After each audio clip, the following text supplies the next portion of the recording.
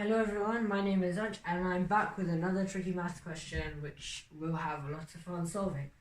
I'm actually going to do this video before the solutions for this question or these questions have been released by the board that made this test, which is the UKMT board. And this question is from the Junior Mathematical Olympiad paper from 2018. So what we're going to do is, in this video, as all of my videos, give some suggestions on how to approach this type of question, or particularly this question, but sometimes this would apply to other questions as well of its sorts. And if you like this video, then I recommend you watch all the others, as they convey the similar idea of problem solving and they will improve your ability to problem solve. And I also recommend you watch my other videos on my other channel, which is Ansh Economics, if you're interested in that. We'll start by reading the question, of course. So the letters A, B, C stand for non-zero digits. The integer A, B, C is a multiple of 3, the integer C, B, A, B, C is a multiple of 15, and the integer A, B, C, B, A is a multiple of 8. And the question is, what is the integer A, B, C? So one key point is that whenever the integer or an integer is a multiple of 15 or a multiple of x, it's also a multiple of x's prime factors. Looking at prime factor decomposition, it's not very complicated in this case. 15 and 3, 5 and 3 are the two prime factors of 15. 5 times 3 is 15. So CBABC, while it is a multiple of 15, is a multiple of 3 and 5. And rather than thinking about the 15 times table, I'm sure you agree that it's much easier to think about the 3 and the 5 times table. So any integer that's a multiple of 5 ends in a 0 or 5. So that means C must be 0 or 5. But since A, B, and C stand for non-zero digits, C must be 5. So now what we can write here is C must be 5. So we know C equals 5. Next, look at 3 and how it's, since CBABC must be a multiple of 3 and 5, CBABC also must be a multiple of 3. So I'm just going to write CBABC and 3. And the way we test if a number is a multiple of 3 is if its digits add up to a multiple of 3. So if C plus B plus A plus B plus C adds up to a multiple of 3, which they do, it is a multiple of 3. So since we know that any multiple of 3 plus another multiple of 3, or take away another multiple of 3, for example 18, 9, these are completely arbitrary examples, but it equals 9, and they're all multiples of 3 in this case.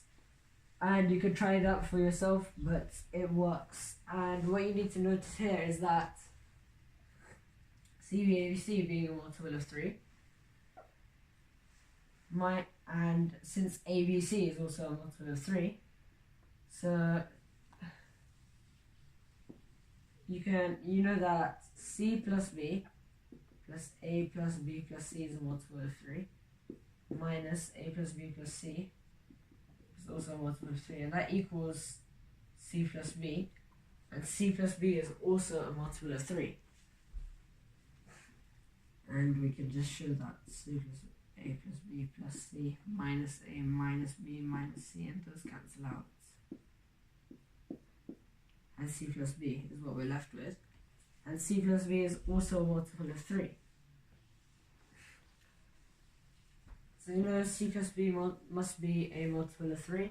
And what we can also look at is, since A, B, and C is a multiple of 3, so they add up, this integer, the digits within it add up to a multiple of 3, because that's the test for a multiple of 3. And same would be for the integer CB. ABC minus C plus B equals A, and A hence must also be a multiple of 3. So A plus B plus C minus C minus B, these cancel, and what you're left with is A here, A is also a multiple of 3. So what we're left with from this is that A is a multiple of 3.